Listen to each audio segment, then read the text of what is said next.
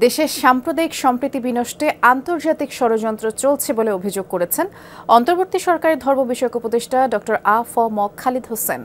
বৈষম্যবিরোধী ছাত্র আন্দোলনের সমন্বয়কদের সাথে নিয়ে চট্টগ্রাম মেডিকেলে আহতদের দেখতে গিয়ে একথা তিনি জানিয়েছেন। স্বাস্থ্য খাত সহ সব সেক্টরে সিন্ডিকেট ও দুর্নীতিতে জড়িতদের বিরুদ্ধে কড়া বার্তা দেন সমন্বয়করা।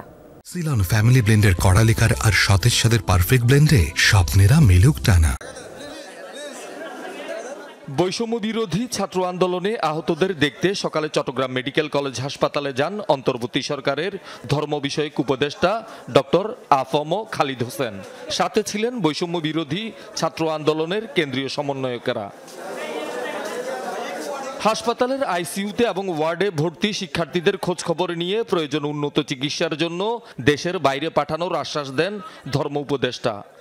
সম্পূর্ণ সুস্থ না হওয়া পর্যন্ত তাদের চিকিৎসার ব্যয়ভার বাংলাদেশ সরকার বহন করবে এবং যদি বিশেষজ্ঞরা মতামত দেন আমরা অসুস্থ যে কোনো পেশেন্টকে বিদেশে পাঠাতেও আমরা সম্মত আছি।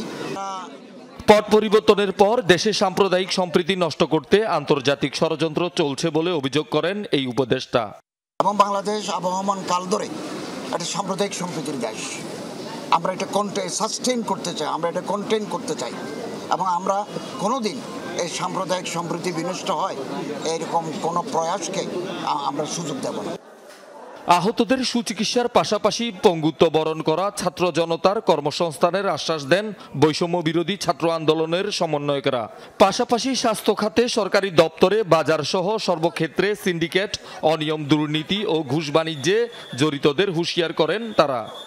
টাকা খাওয়ার, মানুষকে জিম্মি করার যে ব্যবসা, সেই ব্যবসা যদি বন্ধ না করেন তাহলে আপনার সিন্ডিকেট কিভাবে উৎখাত করতে হয় সেটা ছাত্র সমাজ খুব ভালো করে। বাজার ব্যবস্থাপনার মধ্যে কোনো ধরনের অসন্তুষ্টি তৈরি করেন তাহলে ছাত্র নাগরিক যেভাবে শেখ হাসিনাকে যেভাবে গদি থেকে নামিয়েছিল ঠিক একইভাবে এই যে সিন্ডিকেটগুলোর বা মাফিয়াতান্ত্রিক যে সিন্ডিকেটগুলো রয়েছে সেই সিন্ডিকেটগুলো সমূলে উৎপাটন করবে। শহীদুল সুমন, যমুনা নিউজ, চট্টগ্রাম।